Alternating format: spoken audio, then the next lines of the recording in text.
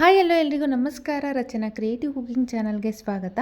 ನಾನಿವತ್ತು ಹಲಸಿನ ಹಣ್ಣಿನ ಸೀಸನ್ ಆಗಿರೋದ್ರಿಂದ ಹಲಸಿನ ಹಣ್ಣಿನ ಹೋಳಿಗೆನ ಮಾಡ್ತಾಯಿದ್ದೀನಿ. ತುಂಬ ರುಚಿಯಾಗಿರುತ್ತೆ, ಬೇಗ ಕೂಡ ಆಗುತ್ತೆ.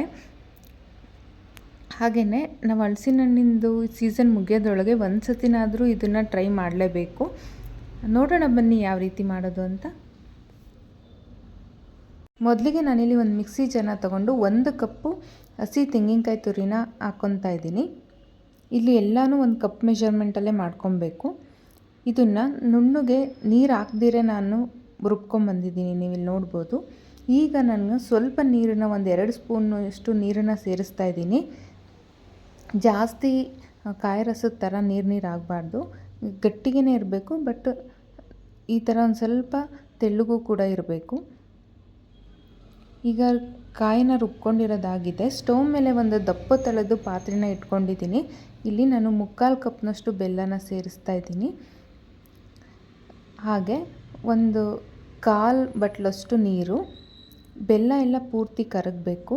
ಇಲ್ಲಿ ನೀವಿಲ್ಲಿ ನೋಡ್ಬೋದು 1 ಕಪ್ಪು ಅಷ್ಟು ಸೇಮ್ ನಾನು ಕಾಯಿ ತುರಿನ ತಗೊಂಡಿದ್ದಲ್ಲ ಅದೇ ಕಪ್ಪಲ್ಲಿ 1 ಕಪ್ನಷ್ಟು ನಾನು ಹಲಸಿನ ತೊಳೆಗಳನ್ನ ಹಾಕ್ಕೊಂಡು ಅದನ್ನು ಸಹ ಗ್ರೈಂಡ್ ಮಾಡ್ಕೊತಾ ಇದ್ದೀನಿ. ನೋಡಿ ಇಲ್ಲಿ ಪೇಸ್ಟ್ ಥರ ಆಗಿದೆ. ಈಗ ನಾವು ಬೆಲ್ಲನ ಕರಗೋದಕ್ಕೆ ಇಟ್ಟಿದ್ವಲ್ಲ ಅದು ಕೂಡ ಕರಗ್ತಾ ಬರ್ತಾ ಇದೆ. ಈಗ ಪೂರ್ತಿ ಬೆಲ್ಲ ಕರಗಿದೆ. ನಾವು ಇದಕ್ಕೆ ರುಬ್ಕೊಂಡಿರೋ ಅಂಥ ಕಾಯಿ ಪೇಸ್ಟ್ನ ಹಾಕ್ಕೊತಾ ಇದ್ದೀನಿ. ಚೆನ್ನಾಗಿ ಕುದಿಬೇಕು.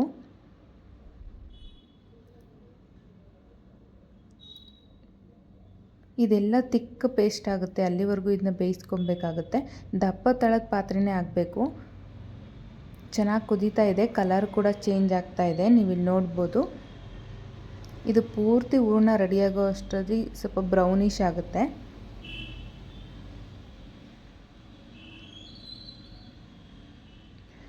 ಇದು ತಿಕ್ ಕನ್ಸಿಸ್ಟೆನ್ಸಿ ಬರಬೇಕು, ಅಲ್ಲಿವರೆಗೂ ಚೆನ್ನಾಗಿ ಇದನ್ನ ಬೇಯಿಸ್ಕೊಬೇಕು. ಈಗ ನಾನು ರುಬ್ಬಿಟ್ಕೊಂಡಿರೋಂಥ ಹಲಸಿನ ತೊಳೆ ಪೇಸ್ಟನ್ನು ಸಹ ಹಾಕ್ಕೊತಾ ಇದ್ದೀನಿ.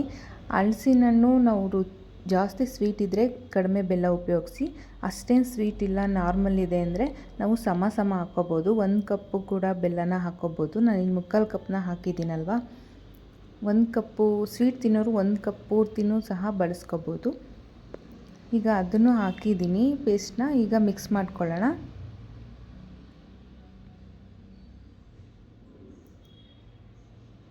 ಹಲಸಿನ ಹಣ್ಣಿನ ಪೇಸ್ಟೆಲ್ಲ ಹಾಕಿದ ಮೇಲೆ ಅದು ಸ್ವಲ್ಪ ಚೆನ್ನಾಗಿ ಬೇಯಬೇಕು.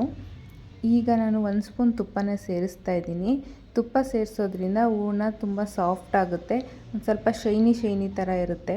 ಹೋಳಿಗೆ ಮಾಡಿದಾಗ ಚೆನ್ನಾಗಿ ಬರುತ್ತೆ ಅಂತ. ಈಗ ನಾನು ಏಲಕ್ಕಿ ಪುಡಿನ ಸೇರಿಸ್ತಾ ಇದ್ದೀನಿ. ಏಲಕ್ಕಿ ಮತ್ತು ಒಣಶುಂಠಿ, ಸಕ್ಕರೆ ಈ 3 ಹಾಕಿ ಪುಡಿ ಮಾಡಿ ಇಟ್ಕೊಂಡಿರೋ ಅಂಥದ್ದು ಫ್ಲೇವರ್ಗೋಸ್ಕರ. ಅದನ್ನು ಎಲ್ಲ ಮಿಕ್ಸ್ ಮಾಡ್ಕೊಳ್ಳೋಣ. ನಂತರ ಇದು ಸ್ವಲ್ಪ ಹೂರ್ಣ ಕನ್ಸಿಸ್ಟೆನ್ಸಿ ಬರೋದಕ್ಕೋಸ್ಕರ ನಾನು ಒಂದು 2 ಸ್ಪೂನು ಇಲ್ಲ 3 ಸ್ಪೂನಷ್ಟು ಚಿರೋಟಿ ರವೆನ ಫ್ರೈ ಮಾಡಿಬಿಟ್ಟು ಹಾಕ್ಕೊತಾ ಇದ್ದೀನಿ, ಹುರಿದ್ಬಿಟ್ಟು ಹಾಕ್ಕೊತಾ ಇದ್ದೀನಿ.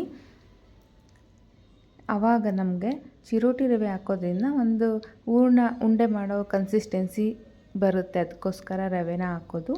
ಇಲ್ಲ ಆಮೇಲೆ ವಾಟರ್ ಇದ್ದರೆ ಏನಾದರೂ ಮಾಯಿಶ್ಚರ್ ಇದ್ದರೆ ಅದನ್ನು ಸಹ ಅದು ಅಬ್ಸರ್ವ್ ಮಾಡ್ಕೊಳ್ಳುತ್ತೆ ರವೆ ಹಾಕೋದ್ರಿಂದ, ಅದಕ್ಕೋಸ್ಕರ. ಈಗ ನಾನು ಇನ್ನೊಂದು ಸ್ಪೂನು ತುಪ್ಪನ ಹಾಕ್ಕೊಂಡು ಮಿಕ್ಸ್ ಮಾಡ್ಕೊತಾ ಇದ್ದೀನಿ. ನಾವು ಈ ಹದದಲ್ಲಿ ನೋಡ್ಬೋದು ನಾವು ಉಂಡೆ ಮಾಡೋಕ್ಕೆ ಬರ್ತಿದ್ದೇನಾ ಇಲ್ವಾ ಅಂತ.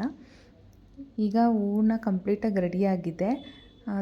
ಒಂದು ಸ್ವಲ್ಪ ಟೈಮ್ ತೊಗೊಳುತ್ತೆ, ಪೇಷನ್ಸಿಂದ ಮಾಡಬೇಕು ಈ ಹೂರ್ಣನ. ಹೂರ್ಣ ಒಂದು ಚೆನ್ನಾಗಿ ಬಂತಂದರೆ ಒಬ್ಬಟ್ಟು ಈಸಿಯಾಗಿ ಚೆನ್ನಾಗಿ ಬರುತ್ತೆ. ಈಗ ನೋಡಿ ತುಂಬ ಚೆನ್ನಾಗಾಗಿದೆ ಹೂರ್ಣ. ಉಂಡೆ ನೋಡಿ ಎಷ್ಟು ಚೆನ್ನಾಗಿ ಬರ್ತಾಯಿದೆ ಅಂತ. ನಾನೀಗ ಎಲ್ಲ ಉಂಡೆನೂ ಮಾಡಿಟ್ಕೊತೀನಿ. ನಮ್ಗೆ ಯಾವ ಸೈಜಲ್ಲಿ ಬೇಕೋ ಆ ಸೈಜಲ್ಲಿ ಉಂಡೆನ ಮಾಡಿಟ್ಕೋಬೋದು. ನಾನೊಂದು ಮೀಡಿಯಮಲ್ಲಿ ಮಾಡ್ತಾಯಿದ್ದೀನಿ. ಈಗ ಪೂರ್ತಿ ಉಂಡೆಗಳನ್ನ ಮಾಡಿಟ್ಕೊಂಡಿದ್ದೀನಿ. ಇಷ್ಟಾಗಿದೆ ನಾನು ಮಾಡಿರೋವಂಥ 1 ಕಪ್ಪು ಕಾಯಿ ಮತ್ತು 1 ಕಪ್ ಹಲಸಿನ ಹಣ್ಣಿಂದು. ಈ ಮೊದಲೇ ನಾನು ಕಣ್ಕನ್ನು ಕಲಸಿಟ್ಟಿದ್ದೆ, ಅದನ್ನು ನಾನು ವೀಡಿಯೋದಲ್ಲಿ ತೋರಿಸಿಲ್ಲ. ನಾರ್ಮಲ್ಲಾಗಿ ಚಿರೋಟಿ ರವೆ ಮತ್ತು 1 ಸ್ಪೂನಷ್ಟು ನಾನು ಮೈದಾನ ಬಳಸಿದ್ದೀನಿ. ಅರಿಶಿನ ಮತ್ತು ಉಪ್ಪು ಇದಿಷ್ಟನ್ನು ಹಾಕಿ ಕಲಸಿಟ್ಕೊಂಡಿದ್ದೀನಿ. ಒಂದು 4ರಿಂದ 5 ಗಂಟೆ ಕಲಸಿ ಬಿಡಬೇಕು. ಆವಾಗ ನಾವು ಹೆಂಗೆ ಮಾಡಿದ್ರೂ ಕಿತ್ತೋಗಲ್ಲ, ಚೆನ್ನಾಗಿ ಬರುತ್ತೆ ಹೋಳಿಗೆ.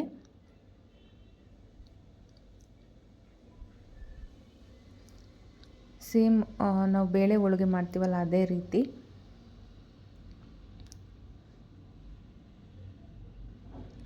ಅದೆಲ್ಲ ಹೊರಗಡೆ ಬರ್ದಿರೋ ರೀತಿನೇ ಇದನ್ನ ಚೆನ್ನಾಗಿ ಮುಚ್ಕೊಬೇಕಾಗುತ್ತೆ ಕಣ್ಕ ಇಟ್ಕೊಂಡು.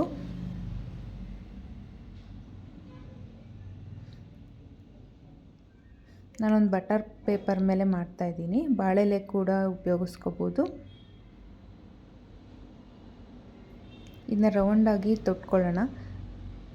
ನೀವಿಲ್ಲಿ ನೋಡ್ಬೋದು ಒಂಚೂರೂ ಅರ್ಧೋಗಲ್ಲ, ಚೆನ್ನಾಗಿ ಬರುತ್ತೆ.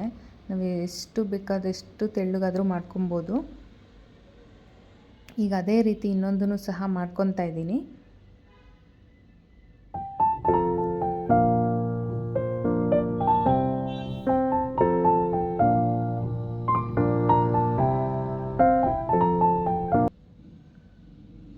ಈ ಹಲಸಿನ ಹಣ್ಣಿನ ಸೀಸನ್ ಮುಗಿಯೋದ್ರಲ್ಲಿ ಒಂದು ಸತಿನಾದ್ರು ಇದನ್ನು ಟ್ರೈ ಮಾಡಿ ತಿನ್ನಿ. ತುಂಬ ಇಷ್ಟಪಡ್ತಾರೆ ಮನೆಯವರೆಲ್ಲ. ಅಷ್ಟೇ ರುಚಿಯಾಗಿ ಕೂಡ ಇರುತ್ತೆ. ಈಸಿಯಾಗೆ ಮಾಡ್ಕೋಬೋದು. ಅವ್ರನ್ನ ಮಾಡೋದು ಸ್ವಲ್ಪ ಪೇಷನ್ಸಿಂದ ಟೈಮ್ ತೊಗೊಳುತ್ತೆ. ಅದು ಸ್ವಲ್ಪ ಗಟ್ಟಿ ಆಗಲಿಕ್ಕೆ, ಅದೊಂದು ಅಷ್ಟೇ.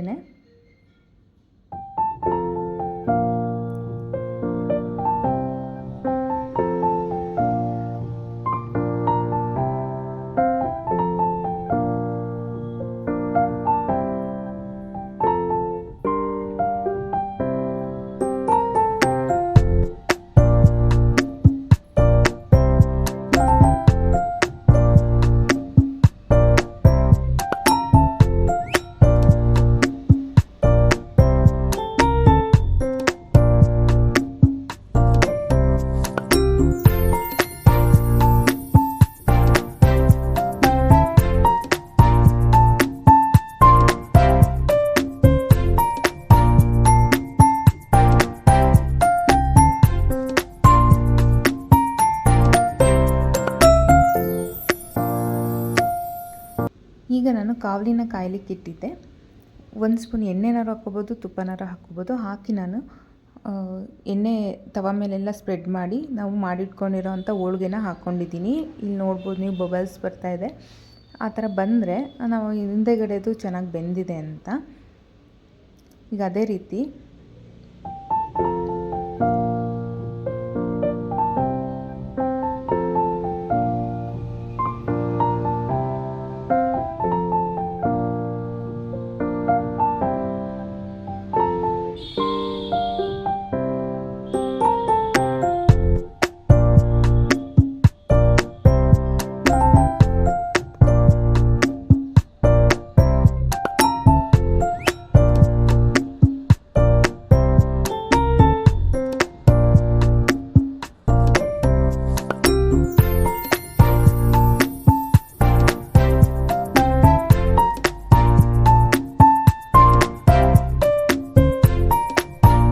ನೋಡಿದ್ರಲ್ಲ ಹಲಸಿನ ಹಣ್ಣಿನ ಹೋಳಿಗೆ ಯಾವ ರೀತಿ ಮಾಡೋದು ಅಂತ. ನಾನು ಮಾಡಿದ್ರಲ್ಲಿ ಇಷ್ಟ ಆಗಿದೆ, ತುಂಬ ಚೆನ್ನಾಗಿ ಬಂದಿದೆ. ನೋಡಿ ಎಷ್ಟು ಸಾಫ್ಟಾಗಿದೆ ಅಂತ. ನಾವು ಒಂಚೂರು ಟಚ್ ಮಾಡಿದ್ರೇ ಕಟ್ಟಾಗುತ್ತೆ.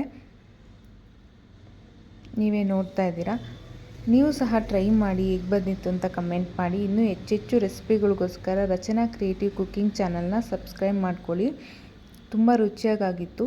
ಸ್ವೀಟು ಅಷ್ಟೇ, ಜಾಸ್ತಿನೂ ಇಲ್ಲ ಕಮ್ಮಿನೂ ಇಲ್ಲ, ಮೀಡಿಯಮ್ ಆಗಿತ್ತು. Thank you.